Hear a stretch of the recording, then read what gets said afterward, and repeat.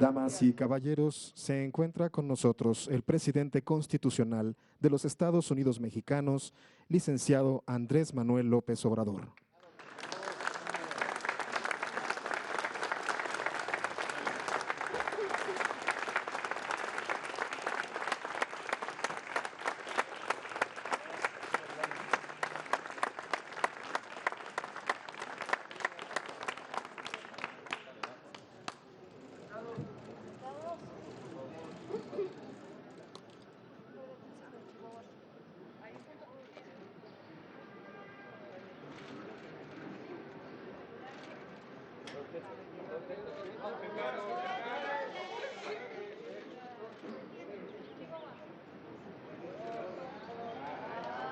Por favor, amigo. Está contento, ¿verdad?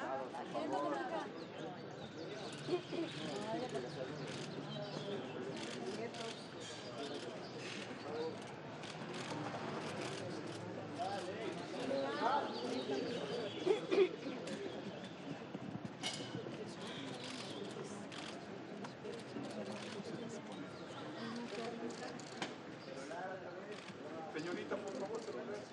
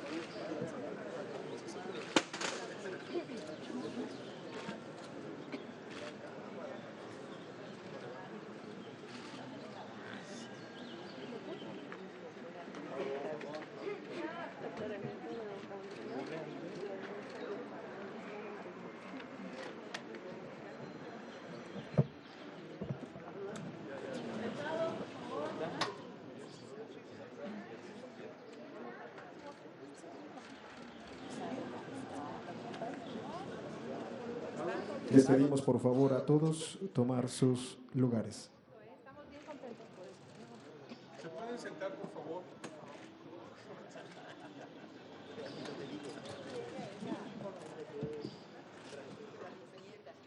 En el marco de la conmemoración del Día de la Libertad de Prensa, preside esta celebración el presidente de los Estados Unidos Mexicanos, licenciado Andrés Manuel López Obrador.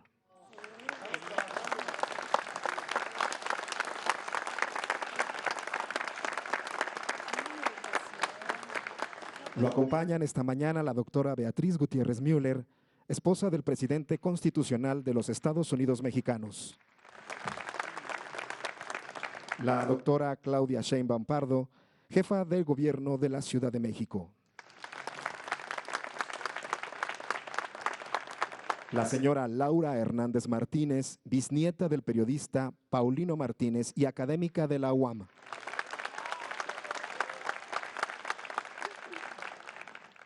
La doctora Olga Sánchez Cordero, secretaria de Gobernación.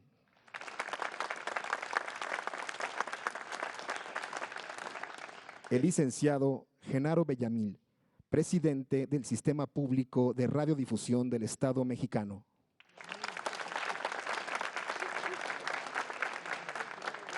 El licenciado Esteban Moctezuma Barragán, secretario de Educación Pública.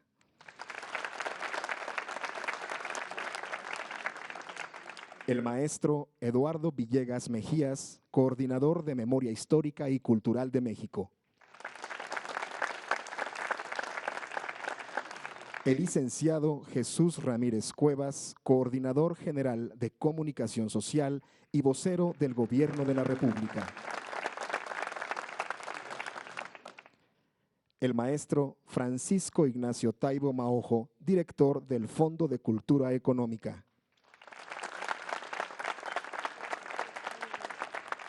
Y el maestro Alfonso Cepeda Salas, secretario general del Sindicato Nacional de Trabajadores de la Educación.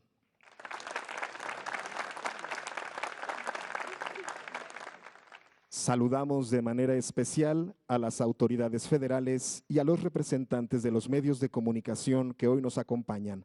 Todas y todos sean bienvenidos. A continuación, hace uso de la palabra la doctora Claudia Sheinbaum Pardo, jefa de Gobierno de la Ciudad de México.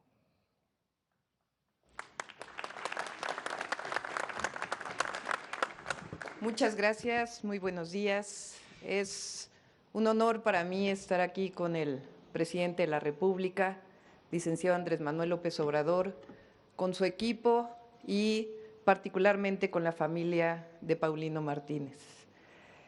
Creo que es una reivindicación histórica el acto de hoy. Es una reivindicación no solamente a este gran periodista, sino una reivindicación a la libertad de expresión, a la tenacidad en la convicción de la democracia y la justicia social, poner la causa por encima del interés individual. Es una reivindicación a la consecuencia de un hombre, a la libertad, un reconocimiento también a la familia, porque no solo fue él, sino también su esposa. Y para nosotros es un honor y una reivindicación el día de hoy se inaugure esta placa en este espacio tan importante del Centro Histórico de la Ciudad de México, en este esfuerzo del presidente de la República, de su equipo, de Beatriz, de la reivindicación de la memoria histórica de nuestro país. Muchas gracias.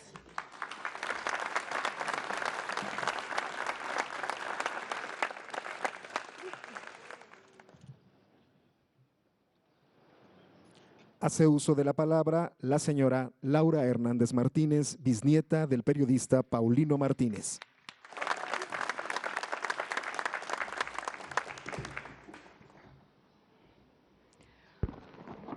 Buenos días, señor presidente de la República, licenciado Andrés Manuel López Obrador. Buenos días, doctora Beatriz Gutiérrez Müller. Buenos días, funcionarios, familiares, amigos y todos los que hoy nos acompañan en este importante acto en el que a más de 100 años de esa noche del 13 de diciembre de 1914, en que desapareció Paulino Martínez, la nación por fin reconoce la atrocidad cometida contra uno de los revolucionarios más comprometidos con las causas populares. Un periodista que dedicó su vida al derrocamiento de la dictadura de Porfirio Díaz y al cumplimiento de los compromisos plasmados en los planes revolucionarios de San Luis y de Ayala. Hombre humilde, hijo de un chinaco, que es como se les llamaba a los miembros del Ejército Popular que apoyaba a Benito Juárez contra las intervenciones extranjeras, Paulino Martínez llegó con unos arrieros caminando desde su natal Celaya a la Ciudad de México en 1877, después de la muerte de su madre cuando tenía apenas 17 años. De inmediato buscó a uno de sus maestros del seminario de Celaya en la Catedral Metropolitana, donde consiguió el trabajo de organista, pues sabemos por los relatos de su esposa Crescencia que era un buen pianista y que le gustaba mucho cantar.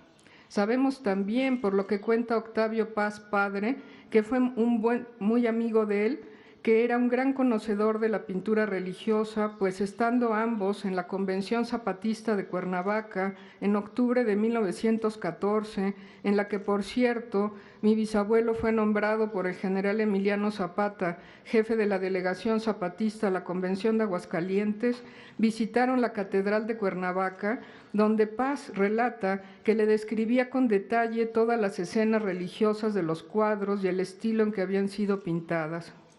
Al poco tiempo de haber llegado a la ciudad, se relaciona con periodistas lerdistas que se oponen a Díaz y para 1888 ya tiene una imprenta por el rumbo de la Alameda, donde saca sus primeros panfletos contra el gobierno.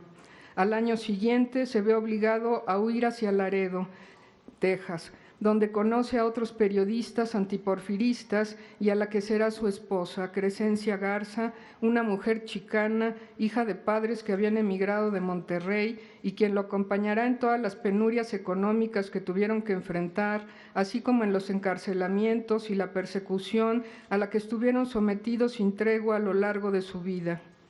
En Laredo comienza a trabajar con el doctor Ignacio Martínez, quien dirige un periódico y organiza un grupo guerrillero, que se conocerá como Los Pronunciados, al cual se integrará inmediatamente y comenzará a publicar sus primeros periódicos, El Chinaco primero y poco después La Voz de Juárez.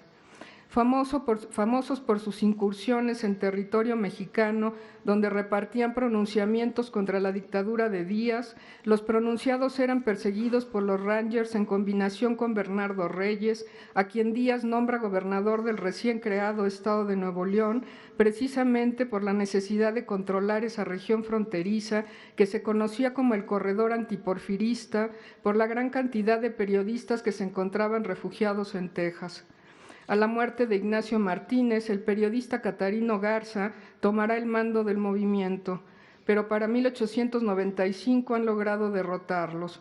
Paulino Martínez es aprehendido y enviado a la cárcel de San Antonio, y Catarino Garza huye a Costa Rica, donde se unirá a un movimiento internacionalista formado por masones, entre los que están figuras de la talla de Martí.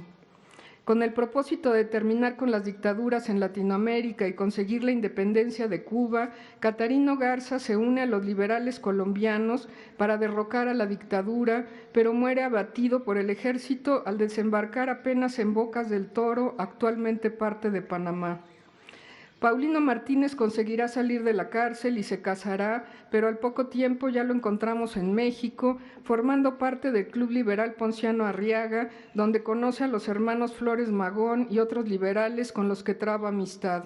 Durante la huelga de Río Blanco es aprehendido y conducido a la cárcel de Orizaba, donde es torturado por su apoyo a la lucha obrera. Posteriormente, con la fundación del Partido Antirreeleccionista, tendrá el cargo de secretario al lado de José Vasconcelos y Filomeno Mata. Para 1909 ya es un activo militante de la causa maderista que apoya la campaña del candidato al gobierno de Morelos, y es entonces en Cuautla donde se da su primer encuentro con Zapata, quien le pide que sea asesor de los campesinos de Nenecuilco. Después del fraude electoral contra Madero, se ve obligado a refugiarse de nueva cuenta en Texas, desde donde apoya la causa revolucionaria y recibe a Madero cuando escapa de la cárcel. Participa en la redacción del Plan de San Luis, que se imprime en el periódico maderista El Monitor Democrático, que dirige Paulino Martínez. Organiza la entrada de Madero a México con la idea inicial de estallar la revolución en Piedras Negras. Sin embargo, no llegan los apoyos esperados y Orozco consigue tomar Ciudad Juárez, por lo que se decide comenzar desde ahí la guerra revolucionaria. El plan de Tacubaya es la toma de posición de Paulino Martínez contra Madero, una ruptura que ocurre cuando Madero abandona los principios del Plan de San Luis. Ahí comienza su activa participación en las filas del zapatismo, que toma como base el plan de Tacubaya para la redacción del plan de Ayala, en su reivindicación del plan de San Luis precisamente. Con el golpe huertista, Paulino Martínez debe salir de nuevo del país. Esta vez huye a La Habana hasta la caída de Victoriano Huerta, quien sería derrotado por el ejército constitucionalista.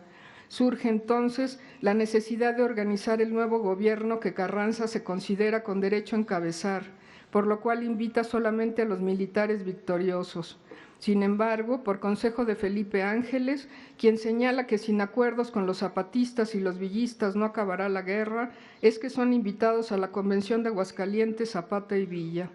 No obstante, Zapata no cree conveniente asistir y en la Convención de Cuernavaca se nombra a una delegación encabezada por Paulino Martínez sin la participación de Zapata para que asista con el fin de expresar en el foro convencionista la posición del zapatismo plasmada en el Plan de Ayala. El discurso que pronuncia Paulino Martínez ese 27 de octubre de 1914 logra convencer a la convención de que sea el Plan de Ayala el que guíe las acciones de la vida republicana y no el de Guadalupe, ni tampoco que Venustiano Carranza sea el presidente provisional. Y en uno de sus pasajes más brillantes pide el reconocimiento a los periodistas y a la población civil de su importante aportación al triunfo revolucionario con estas palabras: ¿Cree sinceramente el jefe supremo de la Revolución del Sur y con él todos los generales y soldados que lo rodean que han sufrido una lamentable equivocación los que han pensado que por el hecho de llegar en son de triunfo a la capital de la República con un plan de Guadalupe en la mano, podría ese plan imponer a la nación un gobierno provisional que no era el acuerdo armonioso y leal entre el pueblo y los demás grupos revolucionarios de toda la República? Digo acuerdo leal entre el pueblo y los demás grupos revolucionarios porque no son únicamente los que portan espadas, que chorrean sangre y despiden rayos fugaces de gloria militar, los escogidos a designar el personal del gobierno de un pueblo que quiere democratizarse. Ese derecho lo tienen también los ciudadanos que han luchado en la prensa y en la tribuna, que están identificados con los ideales de la revolución y han combatido al despotismo que barrena nuestras leyes.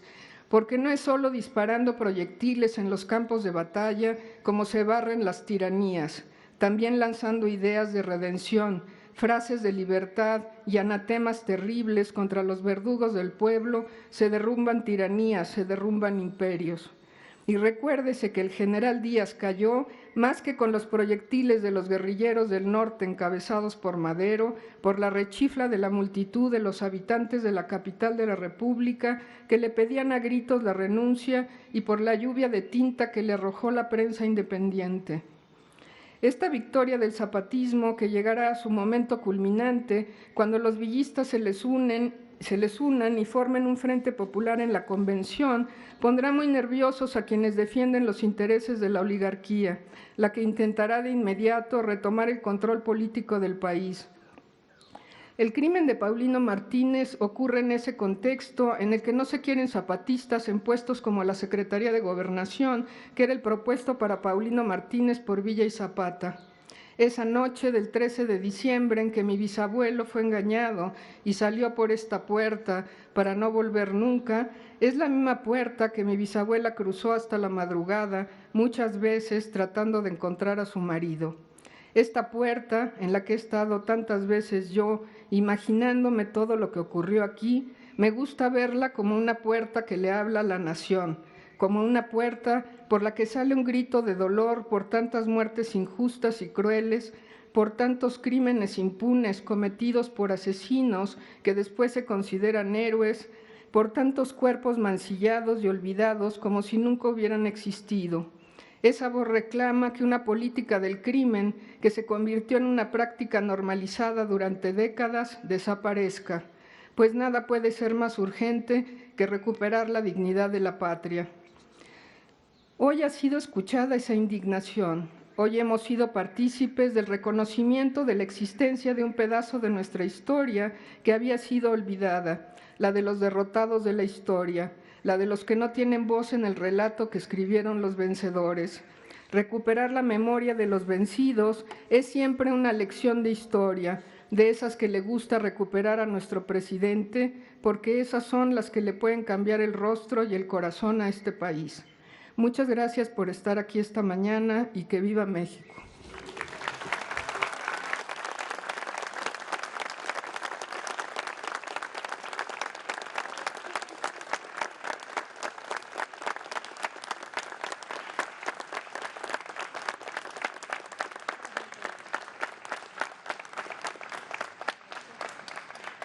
Enseguida hace uso de la palabra el maestro Francisco Ignacio Taibo Maojo, director del Fondo de Cultura Económica.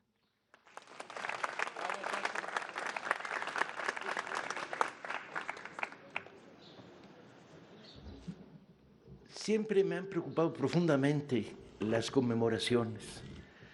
Tenían una lógica en el sistema verdaderamente perversa, que era recuérdalo hoy y olvídalo el resto del año. Y esto es lo que tenemos que cambiar. Tenemos que devolver al recuerdo de la historia el sentido de proximidad, de cercanía, de poderlos tocar de nuevo. El día en que logremos que en las mochilas de nuestros adolescentes, en lugar de Superman y de Barbie, haya imágenes fotográficas de Paulino Martínez y de Francisco Zarco, ese día este país estará cambiando a un nivel de profundidad que todavía no conocemos. He sido convocado para hablar del otro gran personaje de la batalla por la libertad de expresión, sin restarle ningún mérito a Paulino Martínez, al que le tengo un particular cariño por su trayectoria, su solidez, su consistencia, el haber estado años y años desde la trinchera de la prensa defendiendo la libertad de expresión y el espíritu crítico, no podíamos dejar hoy pasar la oportunidad de recordar a Francisco Zarco. Zarco es uno de los pilares de este país. Sobre él nos levantamos y a él acudimos cuando hay dudas. Es el hombre que dijo, ni más ni menos, que la libertad de expresión no se pide, se ejerce. Y en una frase como esta está contenido un concepto, que es: no habrá barreras para dejar o para impedir que el pensamiento circule, que el pensamiento crítico circule, que la voluntad de cambio circule. Zarco, a lo largo de su trayectoria en el mundo de la reforma, resultó ser un hombre invaluable. De hecho, no solo porque desde la tribuna defendió una y otra vez los derechos constitucionales a la libertad de expresión, sino porque la practicó de una manera decidida. En el momento en que la caída de Santana se produce, hay un intento por tener continuidad santanista sin Santana. Y Zarco no se limita a escribir, Zarco se sube a cuadras de aquí, a los postes de la luz, a organizar los mítines populares para impedir que se consolide una alternativa dictatorial sin dictador, pero con figuras de cartón. Zarco va a ser además el gran cronista de la Constitución de 57. Y ser cronista es mucho más que ser el recopilador una y otra vez, día tras día, noche y día, de todo el debate y de la enorme riqueza del debate de la Constitución de 57. Sino es mucho más que eso, es el opinador, el crítico, el debatidor. Y cuando uno ve desde cerca el fenómeno, uno se pregunta cosas que hoy están lejos de nuestra capacidad de comprensión. ¿A qué hora se escribía? Zarco no sabía taquigrafía, escribía a mano. De ahí tenía que correr a la linotipia para componer los textos. Y escribía 40, 50, 60 cuartillas diarias. Es cierto, los liberales eran grafómanos. Es cierto, cada vez que tenían una oportunidad escribían un poema, una carta, un discurso. Pero caray, Zarco era una máquina de producir pensamiento e ideas. Eso permitió que la Constitución del 57 se volviera algo más que un debate de letrados y figuras del mundo liberal. Permitió que circulara ampliamente y que estuviera en la calle los debates.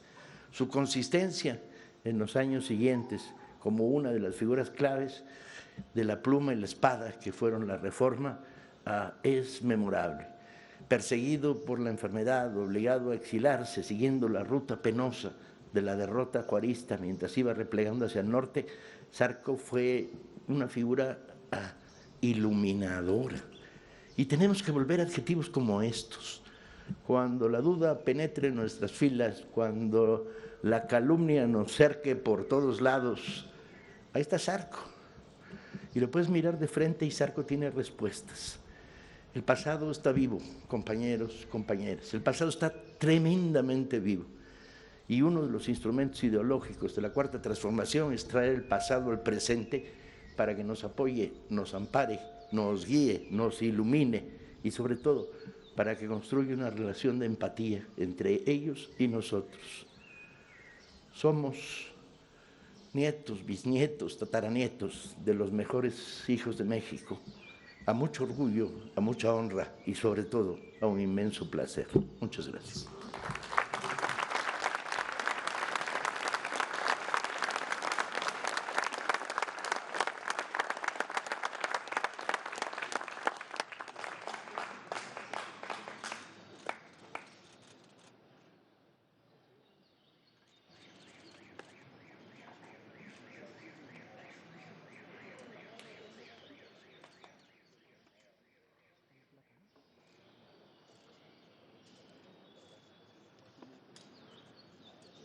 Les pedimos, por favor, a los miembros del Presidium ponerse de pie para la develación de la placa Paulino Martínez.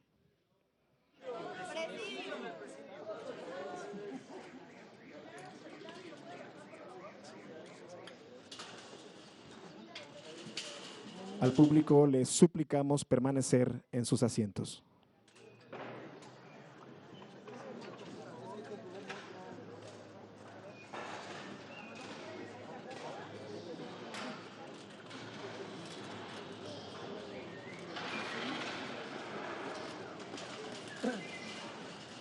Damas y caballeros, en estos momentos el presidente de los Estados Unidos mexicanos, licenciado Andrés Manuel López Obrador, hace la develación de la placa a la memoria de Paulino Martínez, ilustre periodista revolucionario que encabezó la delegación zapatista a la Convención de Aguascalientes.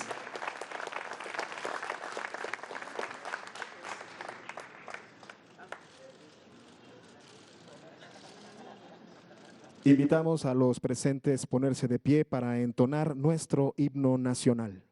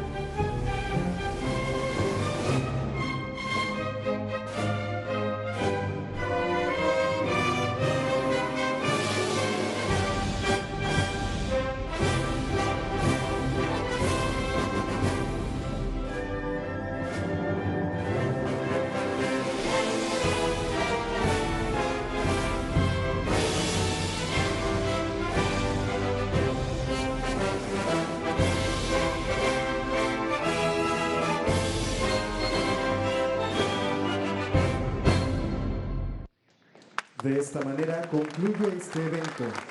Se despide de ustedes el presidente de los Estados Unidos mexicanos, licenciado Andrés Manuel López Obrador. La Presidencia de la República agradece a ustedes su amable asistencia, deseándoles que tengan un excelente día.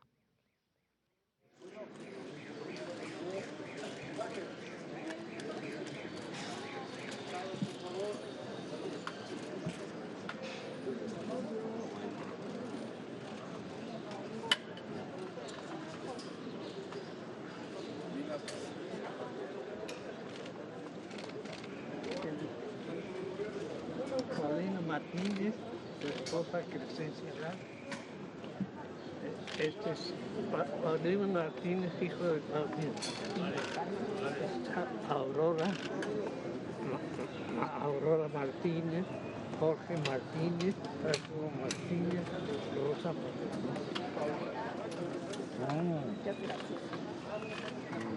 Muchas gracias. Muchas gracias.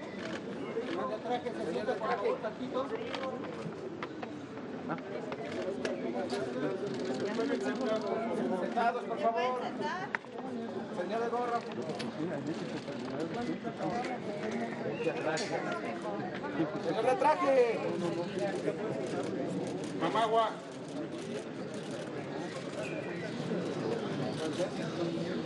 Fototeléfono. Presidente de este lado.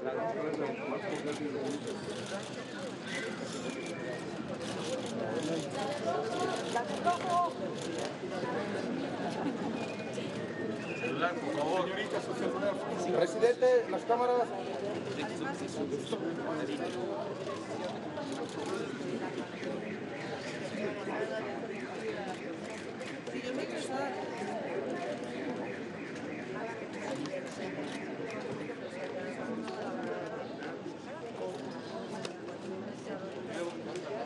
Ay, señor de tráfico. Por favor, desde la gorrita, siéntese. Las peticiones son con Leticia.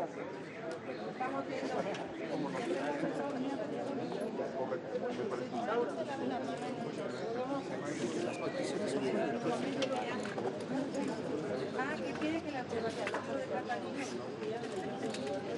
Sentado, señor. Sentados, señores, por favor.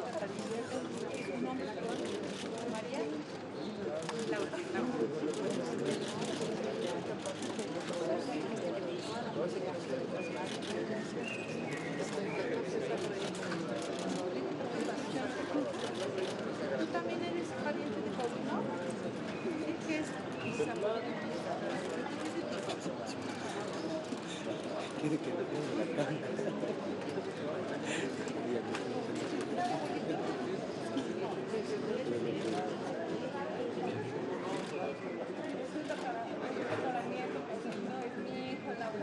Ah, ya se va con mi sobrina. Soy tu sobrina. Para que bueno, mira, ya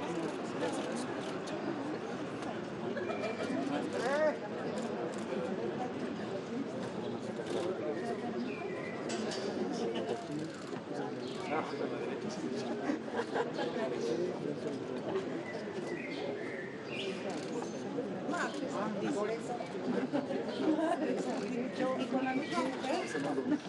Qué bárbaro, pobre mujer, ¿eh? Entonces la plata se dio para ella.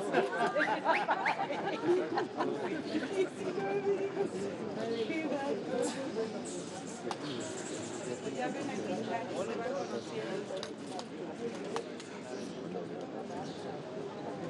Y allá en Texas, por allá, ¿no?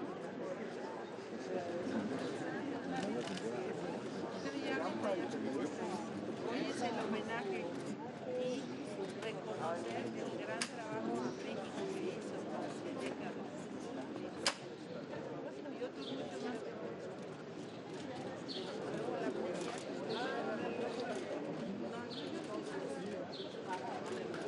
¡Ey, ey! ¡Chámpale!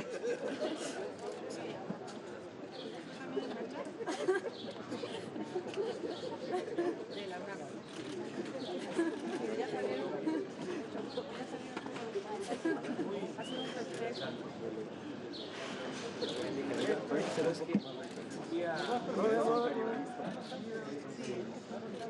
Fui a San Carlos, Tamaulipas, a una gira.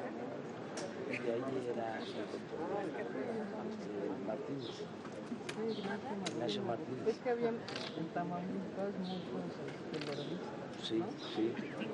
Y ahí se encuentran en Laredo.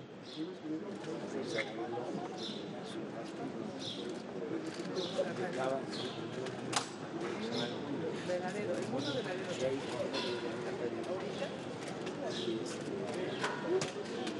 trabaja ahí.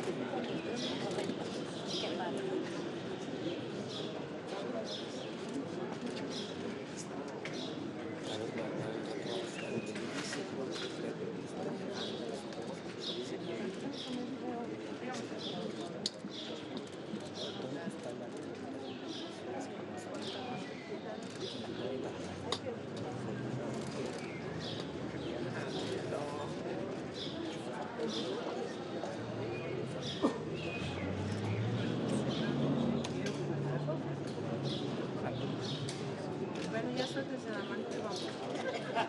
Ya. Bueno, que viva la familia Martínez.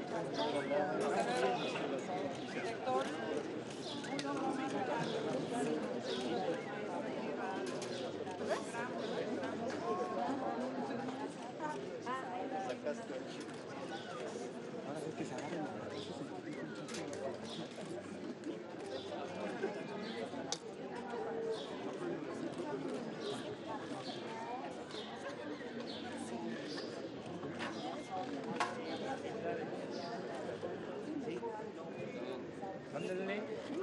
Una foto con Andrés. A ver, tómate.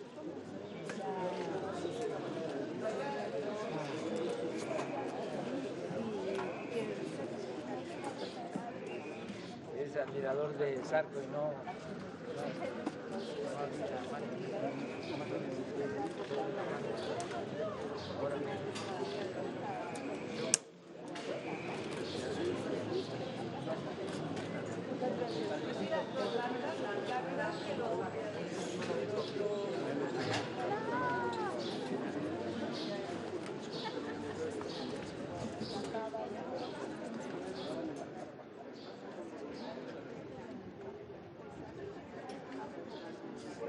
felicidades. Hasta luego.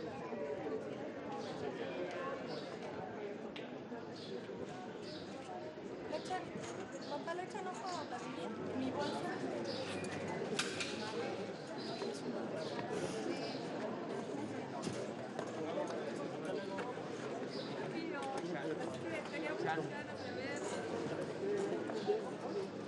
¿Tú te acuerdas quién soy? ¿No te acuerdas quién soy? ¿Te acuerdas de Julia?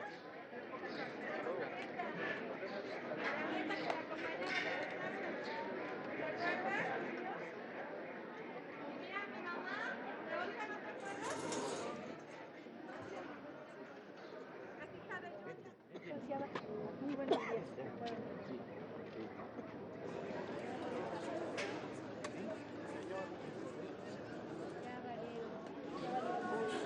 Pues es que eso no es así porque nos vamos a quedar aquí. Por acá. Date la vuelta por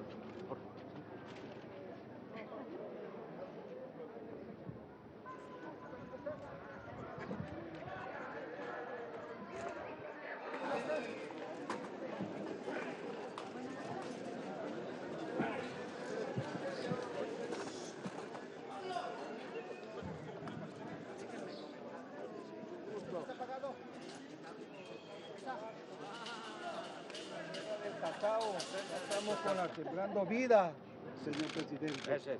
Muchas gracias.